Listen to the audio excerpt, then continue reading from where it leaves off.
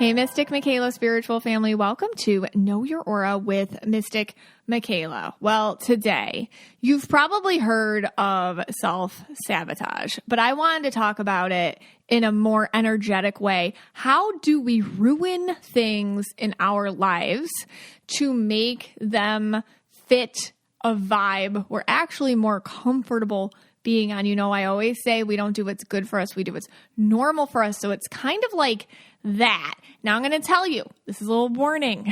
Your ego is not going to like this episode. We are going to punch the crap out of your ego today.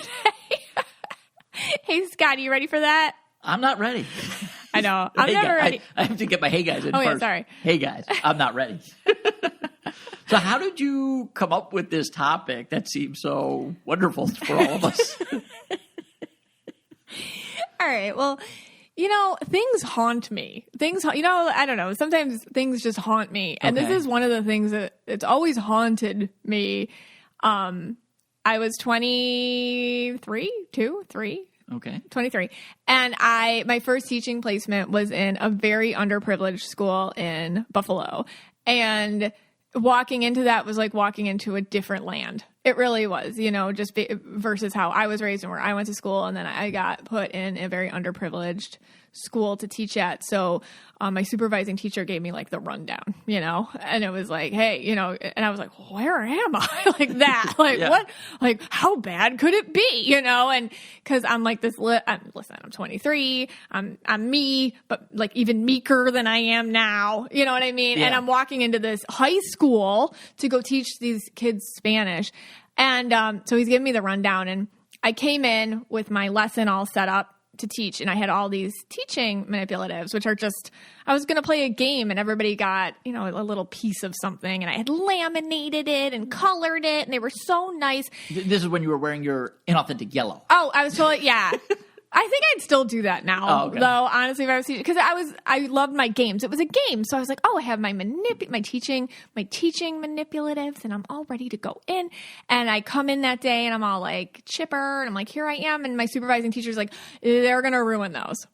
And I'm like, what are you talking about? Because, you know, I needed them for a bunch of classes that day. Yeah, you got to do it a couple times. Yeah, it's not like the movies. All right. Sidebar. Teaching is not like the movies. Yeah. Where you do it one time. Yeah, you have to do it like 5 times. Right. So I needed that for the whole day. I'm like, oh no. I'm like, they're not going to ruin it. They're laminated. I laminated them. He's like, they're going to be ruined. And I'm like, okay. So I did my lesson and I collect all my stuff. They're ruined. Cut up with scissors. I don't even know, like torn, chewed on. I mean, missing, colored on, pens. This is all from the first class? First class. Yeah. Ruined them all. Like a couple, not all of them, but like yeah. Like 80% of I got them back, and I was like, I can't use these again. Right. Like some kids wrote like swear words on them and stuff, God. you know? Okay. And I'm like, oh, what the heck? And I mean, this was for me, like, why'd they ruin my stuff? You know, like what the heck, man? And then my supervising teacher, you know, he's like, look, and he had, you know, his coloring supplies, and they were just nubs. And he's like, I don't replenish these, you know, because they ruin them. Anything we give them, they ruin the kids. And he was saying, and you know what? No matter what relationship you feel like you have with the kid, don't leave your wallet out because they will take it. I mean, this was a rundown. I mean, maybe this is uncomfortable to hear, and I get that, but this is a true rundown I got going into this school. This is how people prepared me for it. And I was like, okay. And I just thought about it. And I said to him, like, I want to say a couple days later, after getting to know the kids better and seeing the situations they were all in, I told him, I'm like, you know what? I feel like they ruin these things because that's how they feel inside. And they're just trying to make it match that. Because the whole school was set up everything was just so sad. Did he understand that? He was like, whoa. Yeah. He's like, you're right. Okay. He's like, that's true. Because the whole system was set up for, what's the point, man? You know, like that. Like, what's the point? There was no hope there. There was poverty. There was horrific thing. The kids, they were coming to school hungry. They were coming to school in the same clothes every day. There was so much going on. There was so much against them. And, you know, here's your new crayons. It's like, why did they just destroy them? And I feel like it was just it was like representational or symbolic of, I need to ruin this so it matches me. And that haunts me. that haunts me. And then whenever that happens, I don't like to be all like, oh, me versus them, this is their experience. We're all in how we do one thing, we do everything. We're all the same. Okay. So I don't like to separate myself. So I'm like, how am I doing that in my life? How am I ruining things in my life to make them match a vibe I'm more comfortable on? I'm not saying I'm like those kids because they have a whole other set of circumstances they were dealing with that I never had to deal with, but we're all doing it. So that's what I wanted to talk about today. Well, yeah. Okay. That is actually very interesting. I mean, I taught as well in an inner city school, and I never thought of it like that until actually you just said it, that it kind of, they're ruining it because they did the same thing. I can go into it. Maybe we'll take a little break first and I'll go into it. But they're what you're basically saying is that they're ruining these material items to kind of match what's going on inside. They don't even know they're doing it. But is that what you're, I never thought of it that way. And we're all doing it. And we're all doing this. This society crushes us.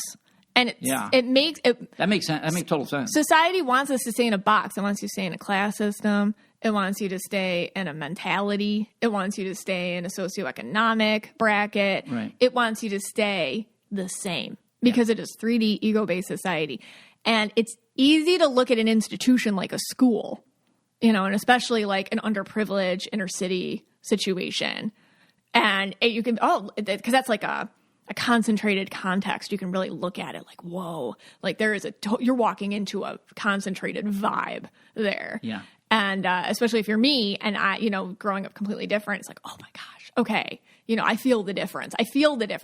But where else is this happening to us? It's happening to us everywhere, not the same, but overall, you know what I mean? Like the overall theme is everywhere in your life. Where is it happening? Right. Where are you ruining things to make it match what you feel you are worth inside? It's super subconscious. Wow. So it's like self-sabotage 2.0, like not just self-sabotage, like energetically thinking about it. Yeah. So it haunts me. So I wanted to talk about it. No, that's fascinating. And, I will tell, let's do the two ads. And then I want to tell, I don't know, let's talk about my first year teaching, which was kind of similar. This show is sponsored by BetterHelp. I feel like I'm at my best when I'm authentic about how I'm feeling, good or bad, every day. And when you're at your best, you can do really great things, but sometimes life, it just gets you bogged down and you may feel overwhelmed or like you're not showing up in the way that you want to.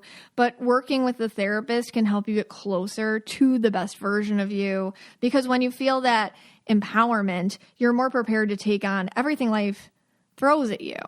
It's really been beneficial to me to work with my BetterHelp therapist because I can be honest and authentic about my feelings and not feel judged and I can feel heard. And it's just like that objective professional listener that I need. If you're thinking of giving therapy a try, BetterHelp, it's a great option. It's convenient and flexible. It's affordable. It's entirely online.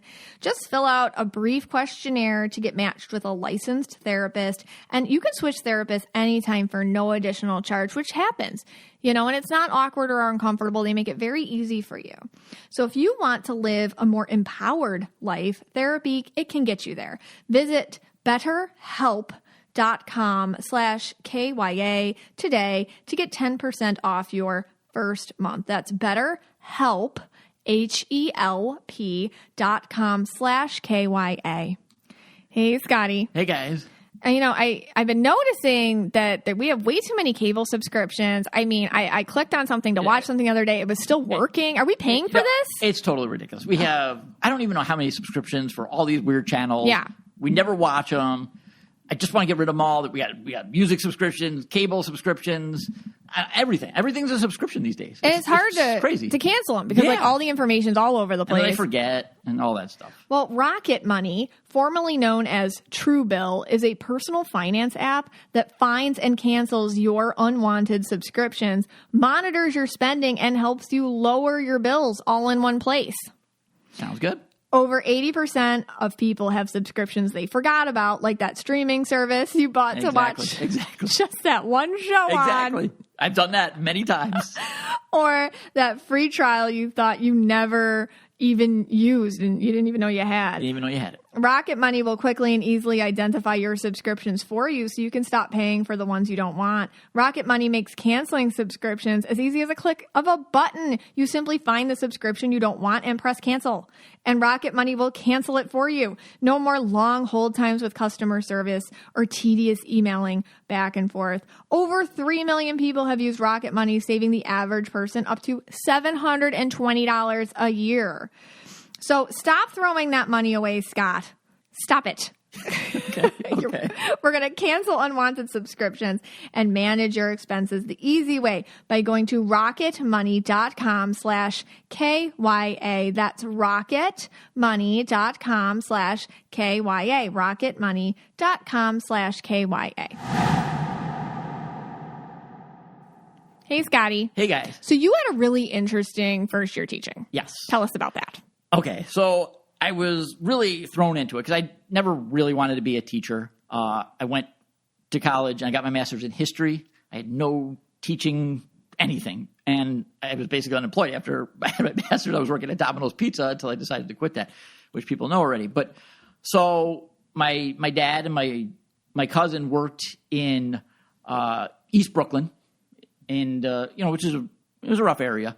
And they got me a job teaching at that school. So at that time, I had no teaching experience, none whatsoever. Right. But the school was so high needs that if you taught there, and I think it was either 6 months or for a year, that got you through a lot of the requirements that you needed to teach in New York State at that time. I don't know what it is today. But so all I had to do was teach there for 6 months, make it through that, and that would get my student teaching out of the way, get all these hurdles that you had to get through out of the way. Right. But a lot of people don't do that. No, most people do it like what you were doing, where you went to, you did your student teaching. Right. And then after that, you get the job. But I didn't, my brain didn't work right at that time. And I got a master's in history. I think it made sense for you because your dad worked down there anyways. Yeah, my dad. And your cousin. So it worked out. All right. Yeah. So you're in this school. Yeah. And why did you... So today, I was talking about my situation, looking at this institution where it's like a totally different vibe and, like the plight of the kids, kind of like symbolically representing itself out there. Like, how did that remind you of this? Yeah. Well, it was very similar in way they treated items in the school. That's what made me think of it right off the bat. I mean, again, let me just preface, this is a middle school. Mm-hmm. I was teaching. They hired me to teach science so as well, which I didn't know anything. I still don't know anything about science. But yeah, you got into, they just threw you in the classroom. Mm-hmm. No supplies. There was nothing. There was nothing. But they had brand new Mac computers in the back. Beautiful, brand new computers. Yeah. I've taught in other schools that did not have computers this nice. I think there was 4 or 5 in them. I would say within a couple of days, all the keys on the keyboards were missing or thrown around the room. They would. I didn't even know those pieces come off. They come off. Yeah, they pluck do. them off, and they were throwing them at each other and hitting each other with them and all that stuff. And I was trying to teach, while this was going on. But basically, the one rule that the vice principal would tell you is just keep them in the room. They didn't even care. If you were teaching the lesson, it was just, remember, they put me in science. So no, but just to set that up, just so people understand, because a lot of people don't have experience on these underprivileged, high need schools. Yeah. A lot of people don't. Yeah. And the thing is these kids come in and they're not expecting, it's kind of like a lie. Yeah. It's like you're putting me in school, but my life's going to be exactly the same. Yeah. I mean, that's kind of the feeling, right? You put me here and you're teaching me these things, and for what? It's kind of like they understand where they're stuck in this world. Yeah.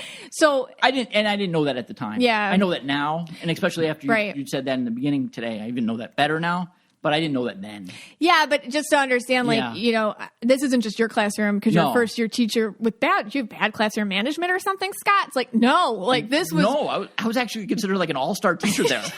It's so funny because, in fact, when they would have like people come into the school like to check it out to make sure things were going right, they'd bring them to my classroom. Right. And I'm going to be honest, I had no idea what I was doing. Well, you kept them in the room. Yeah, I was doing my best. I was trying to teach them science, middle school science. But that's sad about the computers. Yeah. And I'll tell you, one day this was funny. Not funny, it's sad, but one day I was actually teaching. I actually had everything teaching. I was like into it. And like we were going, maybe we were doing like velocity. Who the heck knows what we were doing? But all of a sudden I get a knock on the door. Because you have to lock the door. And I open the door and the person starts screaming and yelling at me. And I'm like, what happened? Things are going so good, right? One of the kids took one of those beautiful new Macintosh computers, the Apples, and threw it out the window. Oh my God. I think we're on the third or fourth floor. Oh my God. The computer. Yeah. No, the reason why the person came up is because he said the computer landed like within a few inches of his head. Oh. The kid and here's the thing. God. I was so into the teaching. You didn't even know. I did not know. Well, they're probably like, these kids, probably good at it. Yeah. Just like now, sneaky. you would think like if someone did that, like something would happen. No, nothing happened. Nothing happened to anybody. No, nothing happened to the kid. You, him, the kid. Yeah, I think nothing. he went to the vice principal, and then like 10 minutes later, he's back in the classroom. Because what are you going to do? What are you going to do? Oh, wow. But that one really kind of hit home with your thing with right. The well, running, it's like my life is there. Yeah, it's hard, and like I said, we all do this. So I'm not like picking on these kids. I'm just saying like it's an easier way to see it. Yeah. It's harder to see it in other places. It's actually so sadly obvious in these contexts. It's an easier example for me to pull. That's why I'm bringing this up today. Yeah, I'm going to talk about the more subtle ways we all do it in our own lives. But yeah, and just like coming in, it's like, hey, you don't have textbooks, you don't have paper. Nope. God knows what's happening at home. There's like a generational, just ancestral trauma living with within these children. They don't have words for that. And then there's like computers looking at me. Yeah. It's like, that doesn't match my vibe at all. Like, it's almost like offensive to me how much it doesn't match my vibe. I'm throwing it out the window. So I think it's just like, what are we throwing out the window? Yeah. But didn't you take them on you actually liked it there though. I want to tell you something. You liked it. I remember you were very happy. Yeah, I loved it there. I mean, I did love the kids. I mean, the kids were tough. I mean, I was called all sorts of names. I think out of love. I don't know. I was cursed out a few times. The one time, and I think the kid actually raised his hand. The kid raised his hand. I'm like, okay, I'm waiting for my science question. And maybe this is a science question. And he goes, "You're a hermaphrodite." And I'm like, what? And I didn't even know what it was. I still kind of don't know what it is. It sounds bad. So I was like, all right, I got to go tell the assistant principal. And that was the thing. Like, you just tell the assistant principal. That was it? There was you don't write somebody up. There's no paperwork. There was so many times. So many times that you told the assistant principal they take him for 10 minutes and they bring him back to your room. That was it. But for this kid, the mom came up, and I never witnessed this either. And she's like, well, what happened? And I had to say it in front of the mom. I kind of figured out what it was. And I'm like, well, your son called me a hermaphrodite. And she's like, oh, what is that? She didn't know what it was either. And then I had to explain it. Like, can you imagine that? Like, in front of her and the kid. And all of a sudden, I'll never forget it, she takes her hand and she winds up and she goes, was that something Jesus would say? And smacked him across the face. Oh, my God. Kid was great after that. She was really good. He never bothered. Oh my God. But I never seen that before. We did parenting last week. But, oh my God. And it wasn't a light slap across the face. This was a whoosh, Mike Tyson hitting you. Wow. It was crazy. So I don't think he'll be using that word again. Yeah. Without feeling that on his face. Yeah. So, I mean, there was stuff like that. I mean, I don't know how I got. You always had a story. You always had a story. I took him on a field trip. I mean, I don't know why they made me do these things. How'd you get approval for a field trip? No one even went on field trips. It was like you couldn't because the kids were wild, and they trusted me to take. I think it was like 20-something kids. That's nuts. To the botanical gardens in Brooklyn on the train system. Yeah, they gave me. This is the funniest part. They gave me a chaperone, like a assistant. You should have had like at least 4 for that. Yeah, at least. I actually took my sister. You made her help. Come. Yeah. And they did give me a helper. It's so funny. I didn't lose one kid on that trip. The only person I lost was the helper. The helper and left I'm like, you? Yeah. Yeah. Did he come back at the end? He came back at the end. I'm like, where were you all day? Where like after all these crazy things were happening, the kids were like jumping in the fountains. They were stealing the change. Like people make wishes. They were taking their change out of the fountains. They were picking the plants. The botanical gardens. They were picking flowers at the botanical. It was awesome. It was horrible. Like, put that back. Like, take the change. I'm trying to keep people's wishes alive and throw the change back in. And then this guy who they gave me to help, he shows up like right when we pull back up to the school. Right when I have everyone I'm like, where were you all day? He's like, I don't know. He just went off for the day. That's so annoying. Yeah, he just went off. And that's the people that these kids get. Yeah. You know what I mean? Yeah. Like, he's probably still there. That's who they get. Yeah. Like, that's the whole thing. Like, that's what they're used to. Yeah. So if somebody cares, it's like, well, this doesn't make sense to me. Right. I better make you not care because that's what makes sense to me. Because the teachers didn't care. Yeah. Nobody cared. So when somebody comes in and them. cares, it's like, ew. And they might not have words for it because they're kids. Yeah. So they're like, they didn't know. But where do we do that in our own relationships? How many times have I read somebody who is dating the wrong person because they're used to being treated like crap? Yeah. And so they're like, until you treat me like crap, I do not know how to love you like that. Yeah. So it's just all these ways it can happen. But I remember that trip. You had the best time on that trip. I did. I actually loved working there. I did eventually leave. I actually got cut. It was a budget cut. But there was, the other problem I did have there, and this is a little bit off topic, but there was a kid who couldn't read, That's sad. And he wanted to learn how to read. Oh. And he had no one there to go to. Oh, my God. So he went to me. And you never told me this. I never told you this? Nope. Oh. And, hold on a second. So I would try to teach him, but I remember I wasn't a teacher. I never had any teaching skills. I couldn't teach a kid how to read. Yeah. I could barely do things myself at that age. You didn't even teach our kids how to read. Yeah. I still can. Right. I'm a history teacher. Now maybe I could. I don't know if I still. No, it's hard. I probably couldn't No, still, Scott, it's hard. You can't blame yourself. It's hard because. So I would stay after school every day. I had to wait for my dad anyway. Okay, so I'm never not like this, told me this. Yeah. It's okay. Do you want me to pause it? So do you want me to pause it? Yeah. Okay, we're back. Okay. You've gathered yourself. Yeah, for like 20 seconds. Okay. So I would try to teach him after school every day how to read. Okay. Till my dad came and picked me up because we'd carpool. But I felt like a failure. No. I couldn't do it. I didn't know how to do it. Well, yeah. And I kept telling my dad, because he was in special ed. He taught. Yeah, he was good at that. And I kept telling him, I can't do it. I can't help this kid. I'm trying, but I'm not getting anywhere. A little bit maybe. And he basically told me that's it. It's either you or nobody. There was nothing to do. Yeah, that's real. He wasn't in that special ed program. He was a normal. He just was a normal kid who just never learned how to read. No, just never learned how to read, and he wanted to learn how to read. That's so. Because most of the kids there, like you said, they were ruining it for themselves. Right. They didn't know any better. And and that's not their fault. No. But he realized it. Yeah. And wanted to better himself. But couldn't. There's no resources for him. Yeah. So. What happened? No, I don't know. Eventually, I helped him as much as I could, but I felt like I failed. So. Well, the system failed that kid, but that's not your fault. And you must have helped him a little. At least, you know what? You showed him that you gave a crap. You showed him that you cared. And that's really nice. Yeah. You showed him that you cared. True. You can't make these things. There's nothing I can say that makes this whole situation better. There's nothing. So I'm not going to try. Yeah. But, all right. I guess I did the best I could. I don't know. Yeah, you never told me that. So that's and you were also 20, what? 24, 25?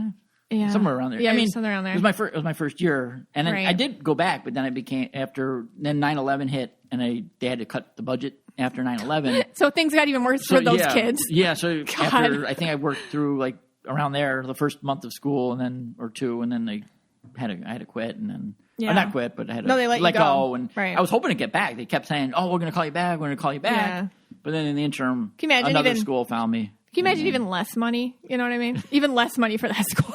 Like, isn't that terrible? Yeah. I mean, because But all right, let's do 2 ads and then self-sabotage. Having children has made me think a lot about protecting my family's future with insurance. And if you need a New Year's resolution idea, I have a suggestion. Stop putting it off and finally get life insurance. Fabric by Gerber Life is the easy, all-online solution you've been waiting for. Fabric was designed by parents for parents to help you get a high-quality, surprisingly affordable term life insurance policy in less than 10 minutes. Fabric's new lower prices could mean potentially significant savings over other providers with great quality policies like $1 million in coverage for less than $1 a day. It takes less than 10 minutes to apply, see your quote, and then personalize your quote to fit your family's needs. You could be offered coverage instantly with no health exam required.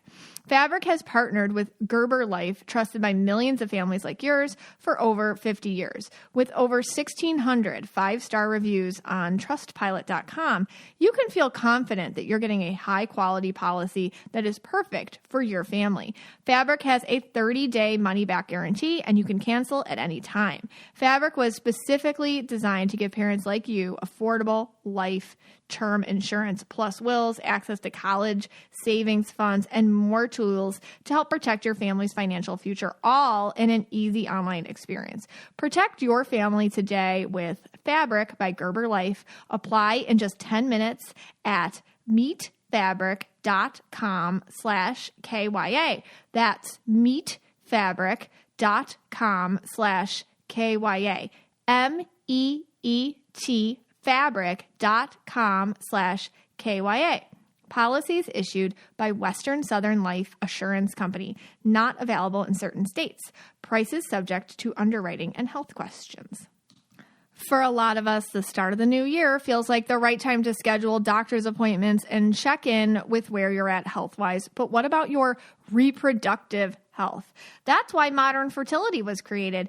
It's an easy and affordable way to test your fertility hormones at home with a simple finger prick. Mail it in with a prepaid label and you'll get your personalized results within 6 business days.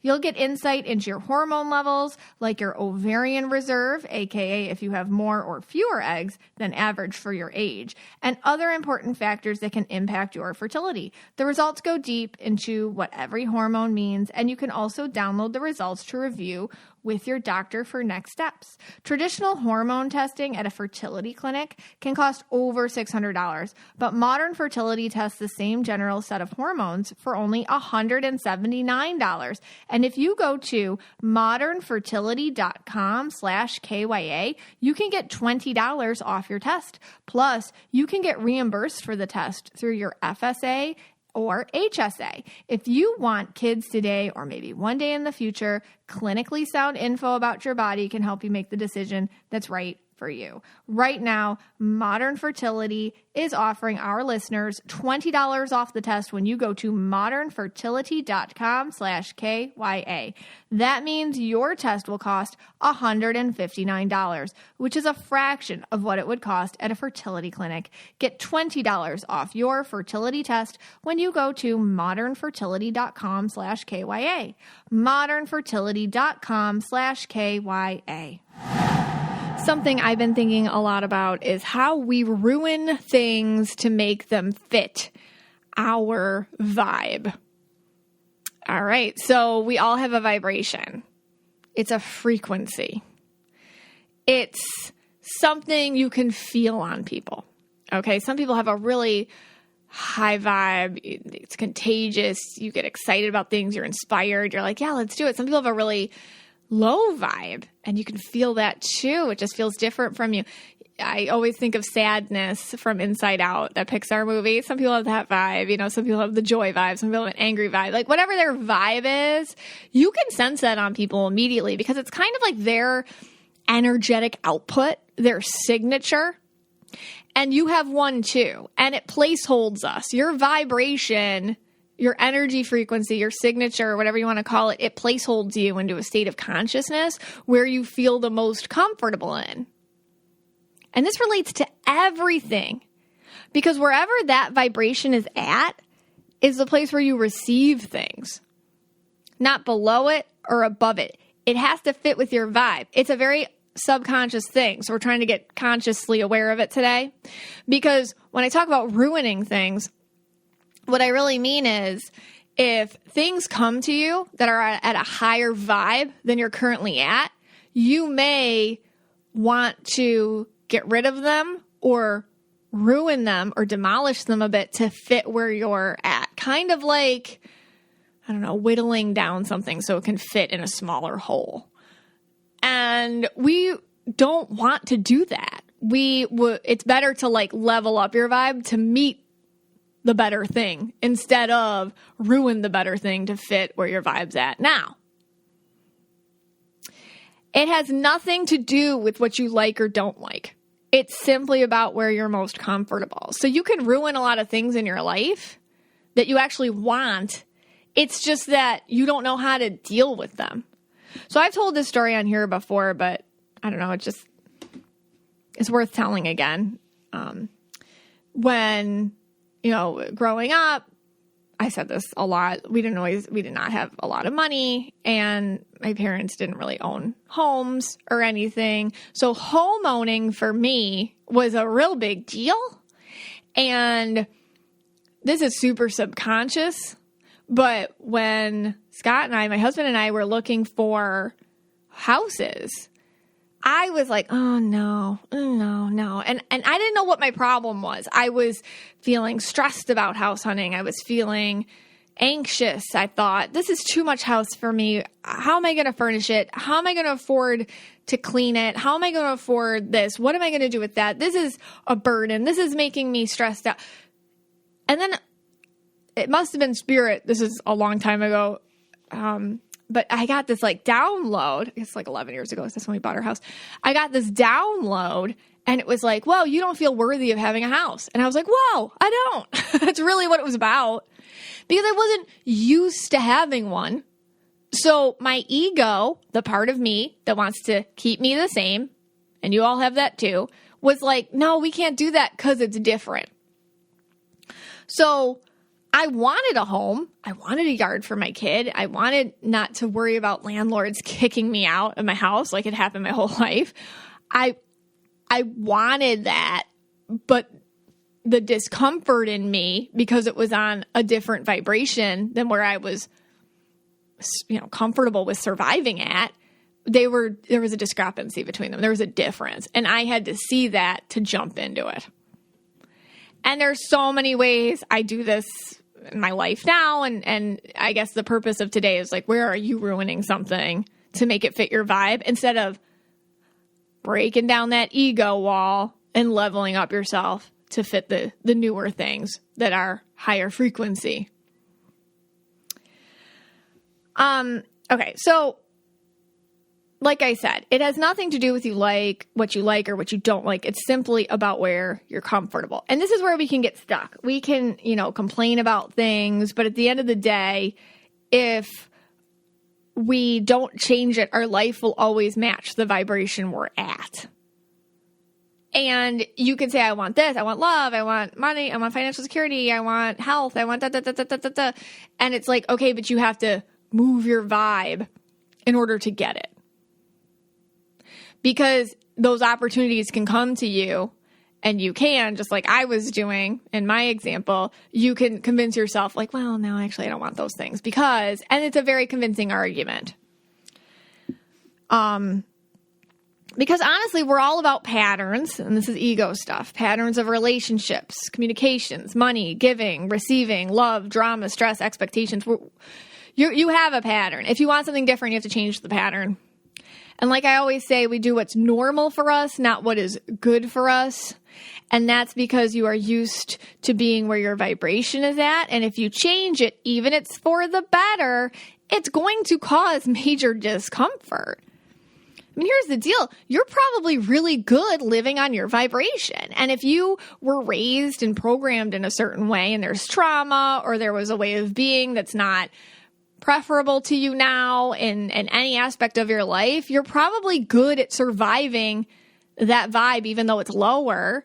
And opening yourself up to a different vibe, one that's higher, one that's more aligned to what you feel like you want in your heart, what your soul wants, it's going to feel really weird for a while. And that's because our egos, which is the human part of us, it's a package deal. You're in this earth body. Here you are. And guess what you get? An ego.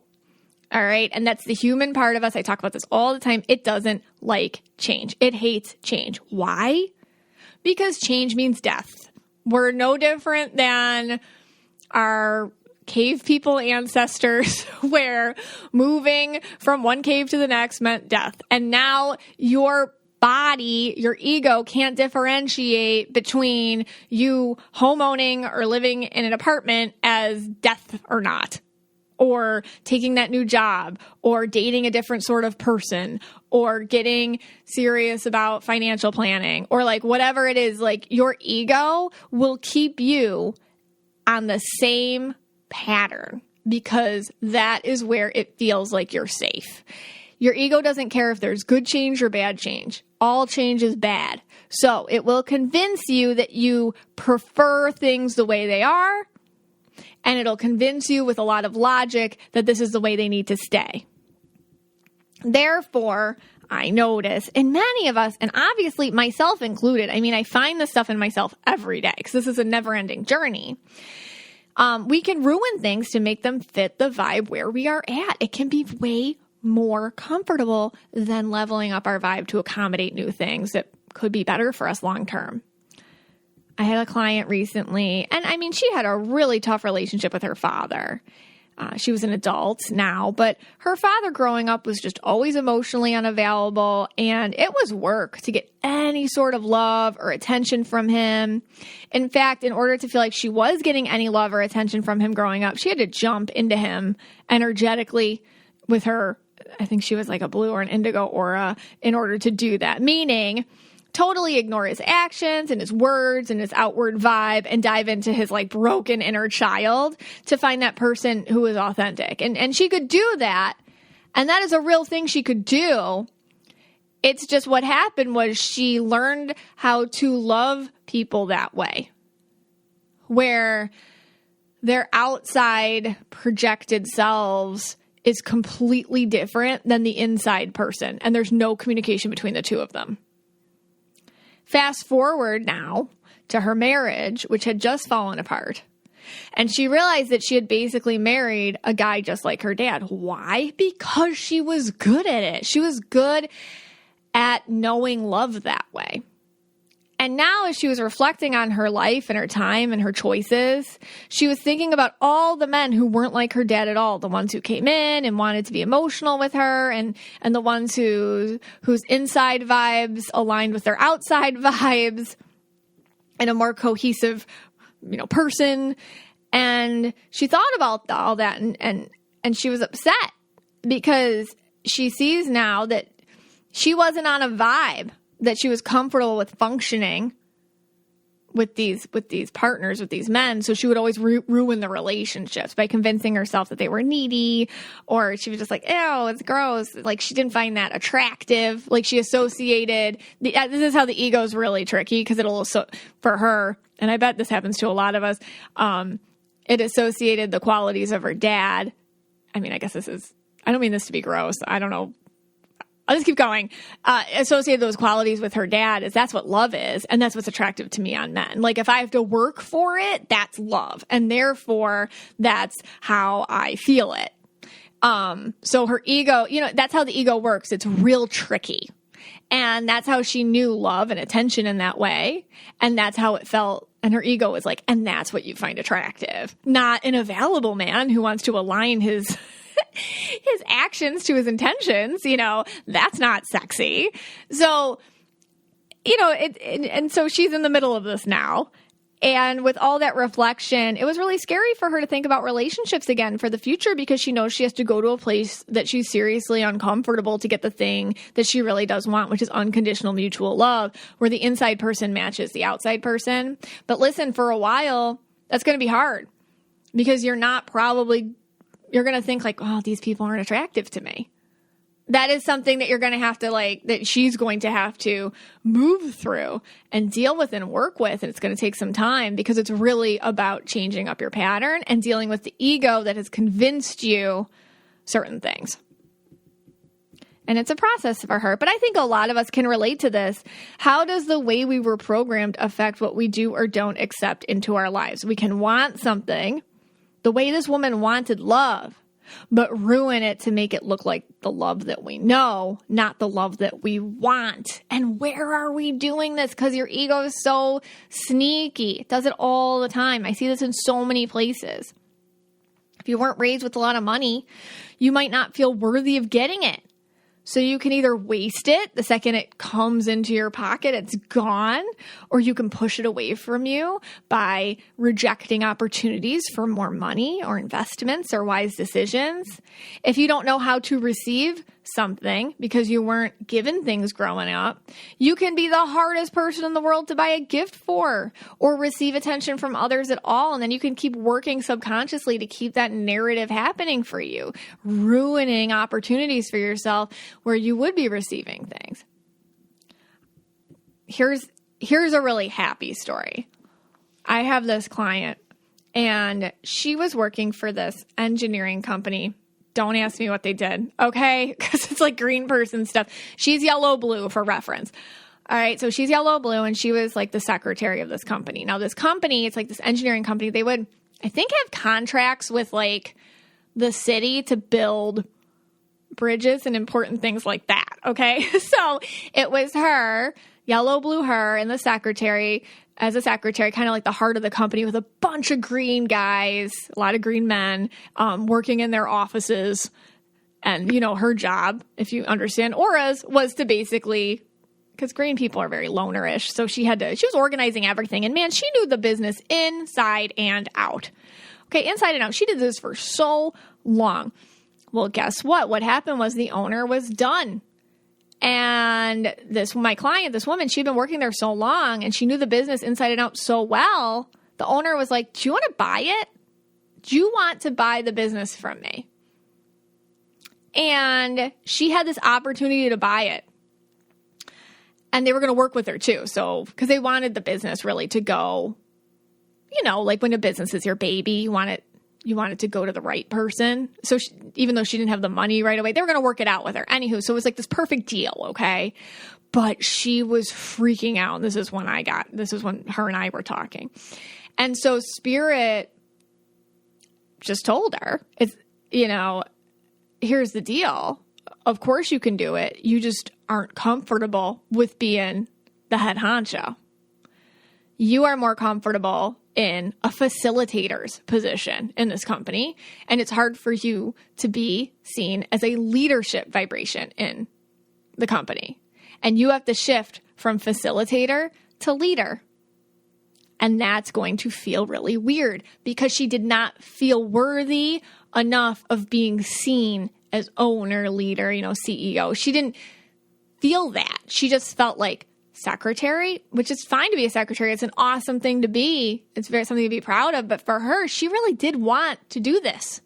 But what was holding her back was her feeling that she couldn't change the vibe to be seen as the head honcho here.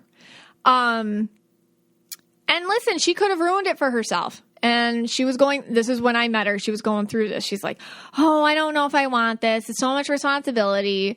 It's time away from my family, time away from the kids. Maybe I'm not a good mom if I'm the CEO of this company. And then, her ego is coming in with like, you don't want it because like all that. But she did want it. Like deep down, she really did want it. Well, guess what? She fought all of that. She embraced it and she went to this vibe. And let me tell you, this is where it's happy. They have more than one location now. She's a CEO. She's doing great. Her family's like involved in it. She's a better mom because she's doing what she wants to do. And she's such a great role model. And now when I see her, like her vibe is like shining. Like she is just, she's good. Like she learned how to make her vibe leveled up to accommodate these things instead of ruin the opportunity because she was scared.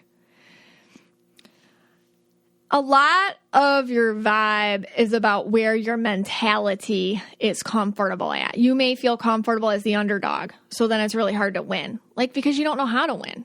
You know how to lose, but you don't know how to win.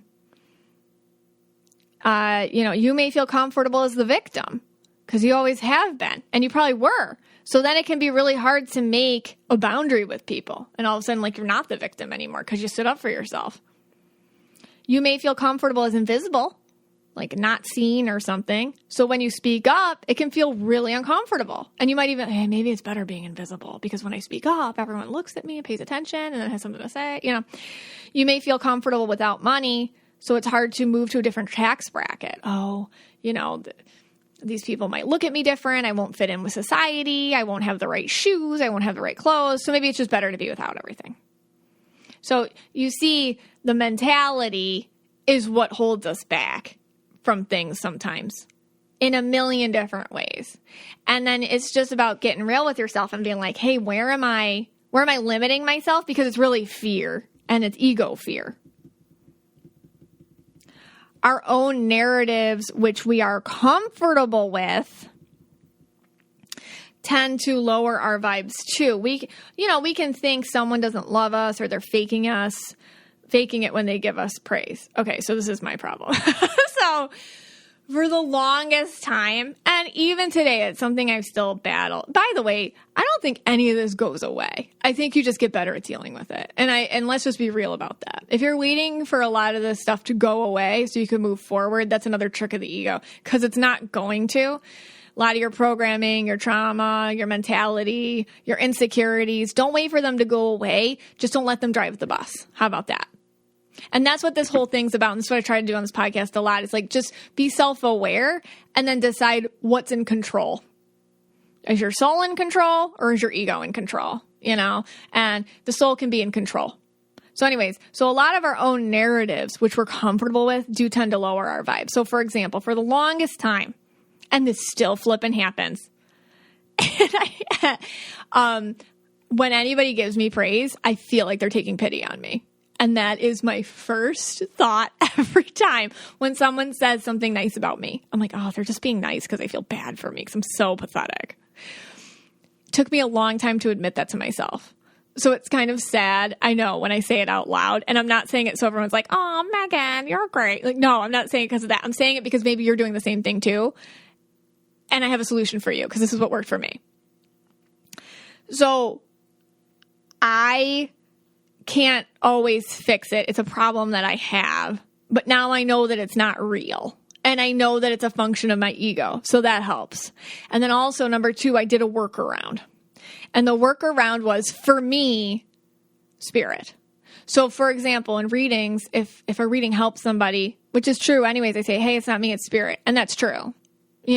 Or, hey, the podcast episode really helped me today. Like, spirit, I'm really trying to do the work of spirit. Thank you. It's easier for me to receive something if I see kind of like my own intentions for doing it, if that makes sense. And then I give credit to those intentions. Or like if somebody, the other thing is like when people give like a workaround with praise was, I don't do everything alone. Like my husband believes in me. My kids believe in me. So it's kind of like for them, I have to say, thank you, instead of minimize myself because they've worked so hard. So you got to think of the people around you and what they do for you too. And sometimes changing your mentality means they can be helped too because you changed your mentality. When you change your mentality about things, there's a ripple effect. A big thing I grew up with, which I'm sure a lot of you did, were body image issues from parents. And listen, they couldn't help it. You know what I mean? It's gotten both better and probably stayed the same in the past 20 or so years. But a big thing that I've worked on for my kids is if somebody says, oh, you look nice in that dress or whatever, I say thank you. I don't be like, oh my God, look at this part of me. Look at this part of me. Look at this. Oh, I look so gross. Because that's what I grew up with. And I refuse to do that when people say something to me. And I'm doing it for my kids. So they don't hear their mom doing that. So sometimes like changing your mentality and thinking about it as, your gift to the future generations and the people around you, that's another way you can think of, all right, I'm not going to ruin my mentality because it's contagious. And there's a ripple effect. I don't know. So that's just kind of like these little workarounds I do, because the ego isn't going to change. So I try to have workarounds, which help counteract the ego issues. Well, anyways, the hidden fact for many of us is we don't really believe what the world says or people say about us unless there is a part of us which agrees with it somewhere. So if someone is saying something about you that's not nice and it's triggering you, you must believe it to be true somewhere inside of you. So for example, if somebody says something to you and it's like an insecurity you have inside, you're going to be like, oh my God, that really hurt my feelings. It's like, well, what part of that do you think is true? Because it's the only reason why you get upset about it. Now, if somebody says something about, here's a question. Has anybody ever said something about you and it's so silly you just laugh? That's probably something that meant absolutely nothing to you. Like if somebody said to me, like, your feet are ugly, I'd be like, oh, I'd probably just like crack up, you know, because I don't care about my feet. you know what I mean? Like that.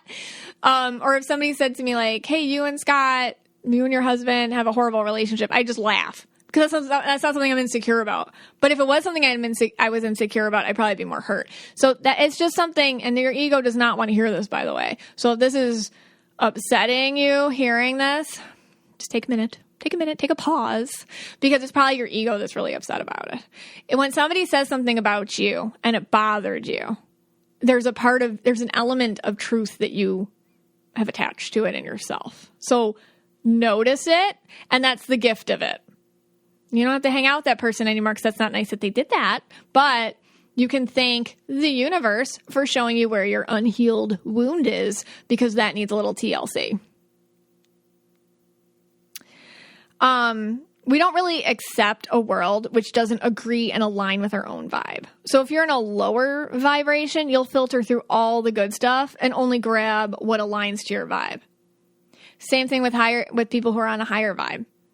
They ignore all the low vibe stuff. It doesn't even register. It just slides right off them. And they only attach to the high vibe things. I was reading this woman. She was going through a huge spiritual awakening.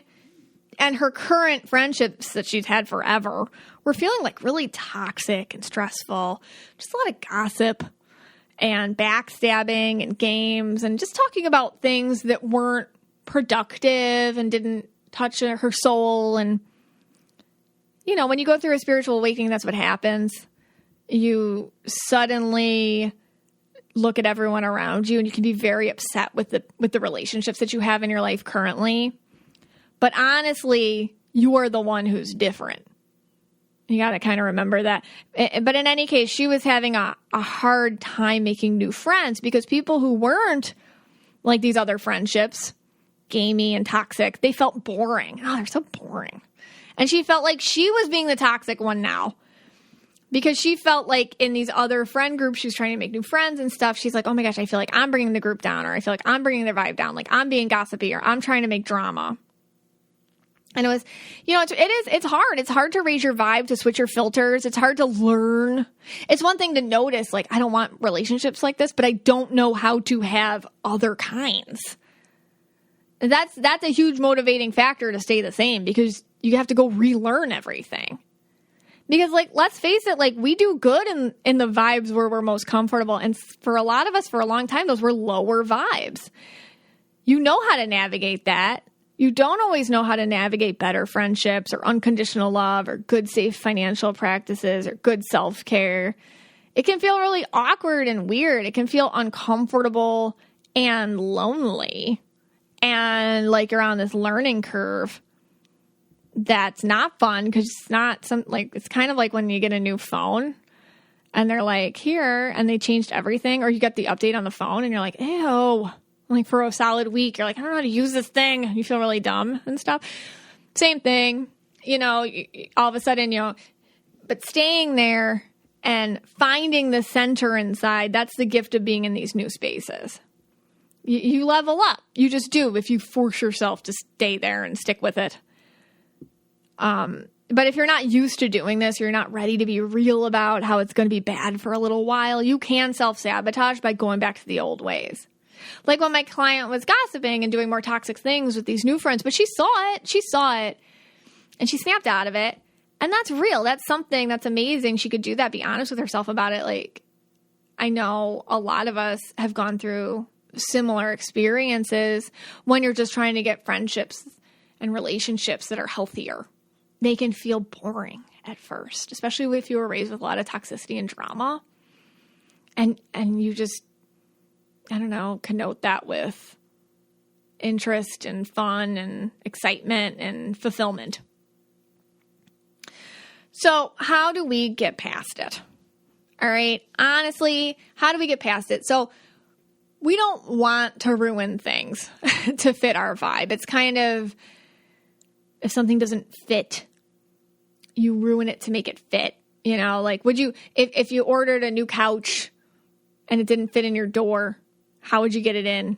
You know, would you hack it up into little pieces or something? It's kind of like that's what we do to ideas that could be good for us, but don't fit our current vibe, our current frequency.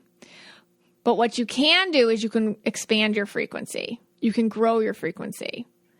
Instead of chopping the new opportunity into little pieces, you instead can grow to fit it. And that little growth is a huge deal. And that is what puts you with different people in different contexts, with different opportunities, in different environments. And it brings you more like stuff its way.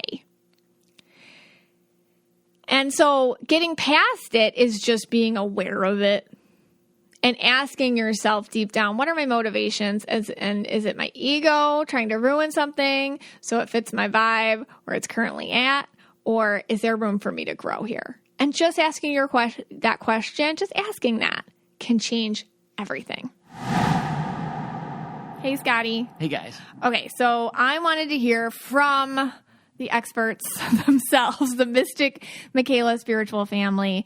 And on the Facebook page, I asked, what in your life do you ruin in order to make it match a vibe you're more comfortable with? Relationships, money, opportunities. What do you do subconsciously to self-sabotage yourself in life to keep it all the same? And did we get some amazing responses? Sure I mean, really go check out that thread. It's very eye-opening reading it. I saw other people reading each other's comments and being like, whoa, me too. Or a lot of aha moments reading that thread. But what'd you find, Scott? All right. So I picked one because, I used to do this. So Vanessa M. writes, I sabotage my career and the connections I should be making. My purple blue wants so badly to be an entrepreneur so no one can tell me what to do, complain that I'm late, give me the talk that I don't meet expectations, yada, yada, yada. This has ruined my ability to work for a company and keep meaningful work relationships. But at the same time, I feel scared to be an entrepreneur. Not having that stability of a paycheck and hoping a client is willing to work with you and stay with you. I have bad habits for the workplace, and I'm too scared to go on my own. Well, yeah, that was actually me. I used to try to get fired all the time. All the time when I was teaching, I'm like, I'll just do this, and maybe they'll fire me. Maybe they'll fire me, because really all I wanted to do was work for myself. And same thing. I don't want anyone telling me what to do. I want to, if I'm... I wanted to make money, but I want to make it through my own or whatever, make my own livelihood. I don't want someone else having to make my livelihood. That's more like a purple bomb, though. Yeah. Oh, this That's one. More But she's sabotaging her. But then what's going on is, and this is amazing that she's doing this. Yeah. Because this is great. This is really mindful. She's saying, I'm afraid that my bad work habits will make me not a good entrepreneur. So she's afraid that she's going to put herself in a different vibe, the one she actually wants to be in. Yeah. But she's going to self-sabotage herself once she's in it because she doesn't know, she doesn't know how to do that. Right. She doesn't know how to be on that vibe. She knows how to be on the vibe where you purple bomb all the time. Yeah. She knows how to be on the vibe where you, like, say, screw it and get fired, she knows how to be on that vibe. Yeah. But she doesn't know how to be on the entrepreneur vibe. And neither did I. Where you can't purple bomb yourself. Yeah. Because if you purple bomb yourself, you're just purple bombing yourself. Right. Like there's like nobody, it doesn't feel good anymore. Like sometimes a purple bomb feels good. You're like, yeah, I got fired. That's right. Yeah. Ha ha. And then it's like, but you can't really do that to yourself. But it's amazing that she's mindfully aware that she's afraid she could self-sabotage herself. Yeah. And by the way, if you're aware of it, go for it. Because like, it only can get you if you're not paying attention to it. It could, your ego can only sneak up on you if you let it by ignoring it. So she's not ignoring it, so it's good. It's good, yeah. Okay, Barbie D writes, I have ruined the peace and calm of our household before by getting sucked back into family drama to prove I was still a good daughter who wanted to be there for my mom. I know now this was unhealthy and my boundaries have definitely grown stronger. I relate to that. Like, I get that because that's kind of like you're used to having a relationship with family.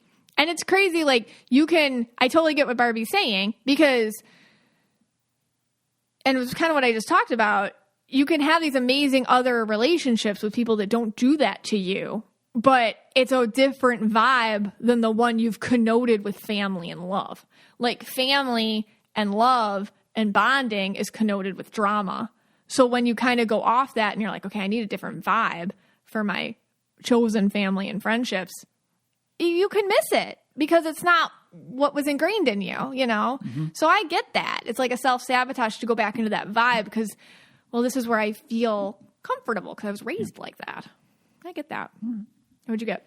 All right, I have Meredith P., and she writes, I play down my personality. My awkward, dorky, hippie self just stays quiet. At least that's how I used to be. She's purple, blue to go maybe.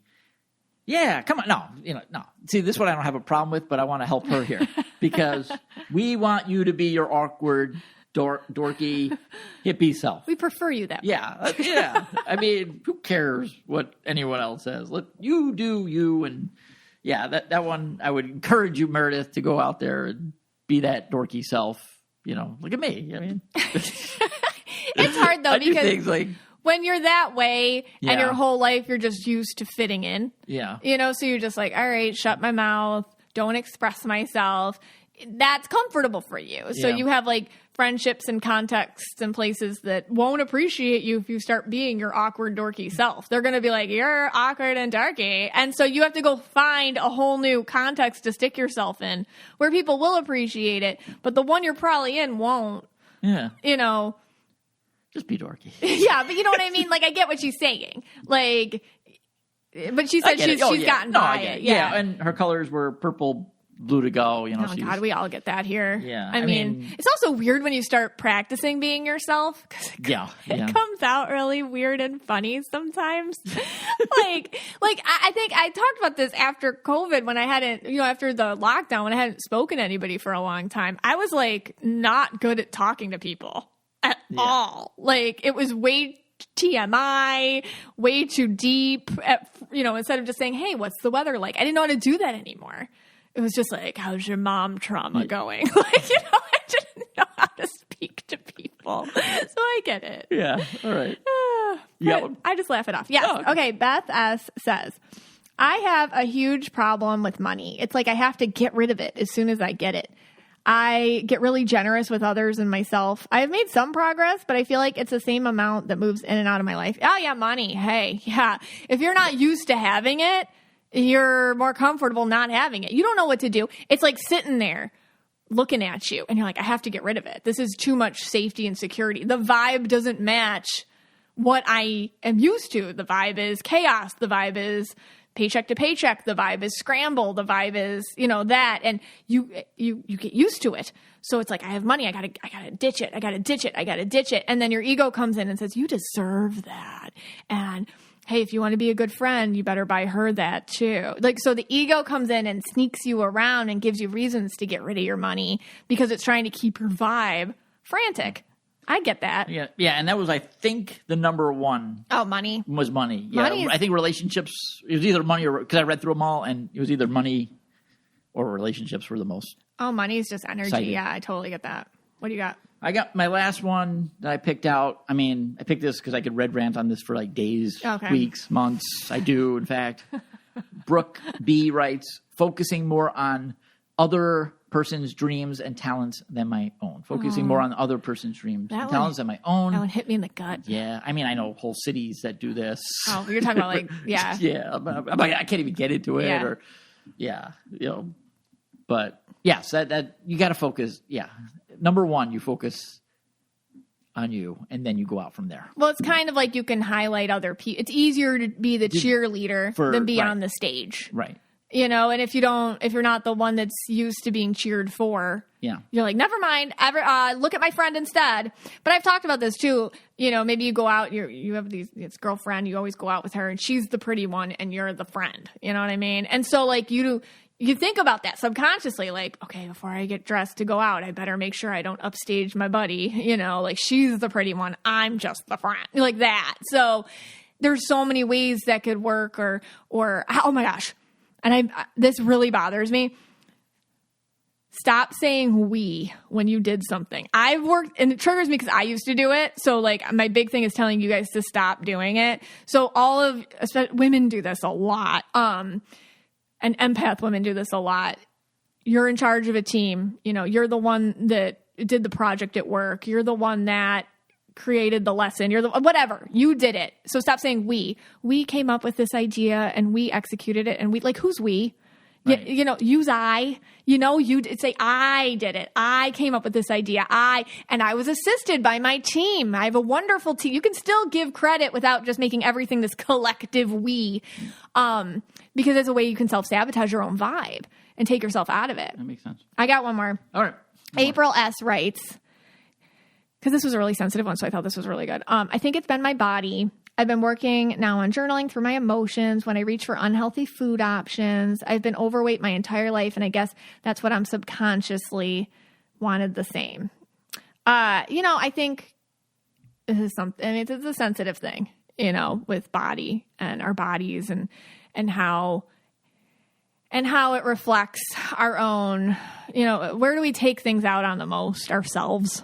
Like our own selves. Where can we self-sabotage our own health? I mean, we all do it, you know, and just reading that broke my heart for her because it can be very easy to outsource your self-worth to what you're seeing other people. You know, maybe you're used to being the one who looks a certain way, whether that's really, really skinny or it's a little fluffy, as I like to call it. Maybe changing that one way or the other brings way too much attention, or you're not used to the vibe that you're now receiving from other people. You know, when you lose a lot of weight, oh, you look great. Oh my God. You know, maybe people start talking to you that didn't talk to you before and you're like, what is this? Like, you're not my real friend. You know, like, what is this crap? You're just friends with me now because I'm all skinny, you know, like that. And it's kind of like talking about those kids in school. It's like, you're not real. Let me ruin that. Yeah. You know, and so it's hard to receive different attention. And, you know, same thing when you get a little fluffier, the same thing can happen. You get different attention from people. And you're like, what the heck? What is this about? This has nothing to do with me. You're just judging me. And I know that. So it's kind of like different vibes around you that you can notice with your body. And you can kind of put it on yourself. Like, I'm going to stay in this body image wherever I'm at because I know how to maneuver through life this way. It's just one way, one of many ways to think about it, but something to think about. Yeah, that's interesting. Well, I've been a $175 for the last 12 years, so yeah. I don't know about these fluctuations. I hate you. You're so annoying. Well, you don't have like hormones and babies. Yeah, it's really weird, actually. I mean, you eat carbs all the time. All bagels, wild grade. All right, well, wrap it up, or do we do an overtime today? The episode's a little long. Let's do overtime. Okay, overtime. All right, have I been ruining anything lately? What is overtime? Yes. Just to clarify, you may go now. You can go. If you stay, no matter what we say, it's on you. I got something. Stayed. Oh, you got something? All right. Okay, yeah. So, all right. The same people we went to the sound bath with, the infamous sound bath. I forget what episode where you were in somebody's house and it was a whole thing. Scott's got a whole thing. Those people wanted, they were like, you had this idea like, hey, let's have a night out. Now, we never go out.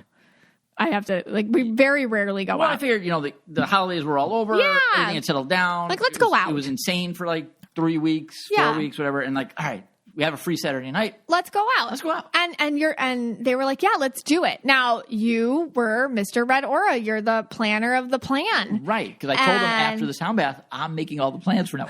And one of their suggestions was, well, let's go listen to some live music. Okay. And somebody said, like, let's go to the Key Lime House. It's like a restaurant around here that's very Florida. And it's very easy to go to. And we've all been there before and we know that it's fine. I like it there. And it's fine. I like it there. But you're like, no. And then you start Googling South Florida live music bars. Yeah. And when you do that, it's kind of like searching South Florida man headlines. You're going to get some weird crap. And you want to go to this one place, and I'm not going to name them because I don't want to Well, I found what I thought was this really cool place. Okay. It was like I'm going to find the Yelp review when you say this. Yeah, it was really a dive.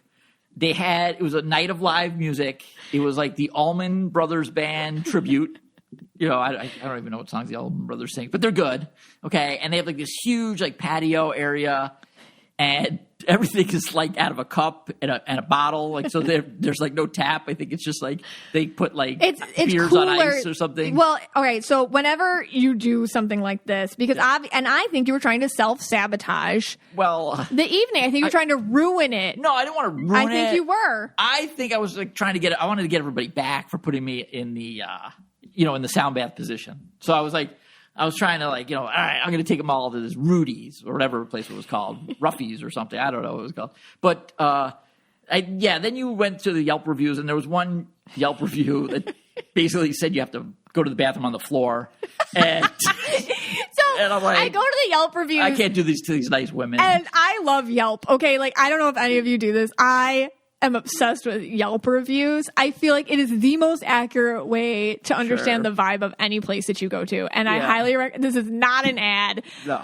I crack up hysterically reading Yelp reviews. I love Yelp reviews. I leave Yelp reviews. Yeah. Only good ones I'll leave. Yeah. But I love Yelp reviews. So anyways, this one Yelp review. I just couldn't do it to you. It was like saying, I wasn't amused with how dirty it was. This is like a pub. And the unisex bathroom could have been a little bit cleaner. The smell of urine was not welcomed when I walked in there. Blah. I had to walk out of there real quick before my nose burned. And then the business owner replied. Yeah. And they made it worse with their reply. And they're basically saying that oh, sorry, we share a common hall with another bar next to us, and we end up sharing our bathroom with them. Yeah. And then they were saying, we don't have any cleaning staff, and it's not able to be maintained. And then they add stuff. They're like, sorry, there's trash everywhere in front. We don't have trash collection services. And I'm like, why? I don't want to go there. Yeah, no, I know. Everything. I mean, all the other reviews, and the pictures. People were putting pictures. Oh, Yelp, you can put pictures up. And I'm going through the pictures. I'm like, oh my good God. No. There was a picture of a crap on the floor. I think there weren't bartenders.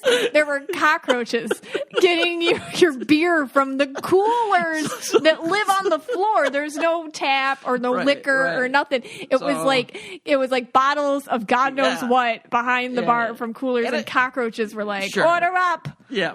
So I was like, all right. This is where I'm taking everybody. But and it was taco night. Yeah. And I'm like, absolutely not. There's one shared bathroom. It's taco night. Yeah. People are saying how dirty it is. So, and we're like, no. And so we all, I was so like, I was like, all right, I do want to get revenge on everybody for the sound bath.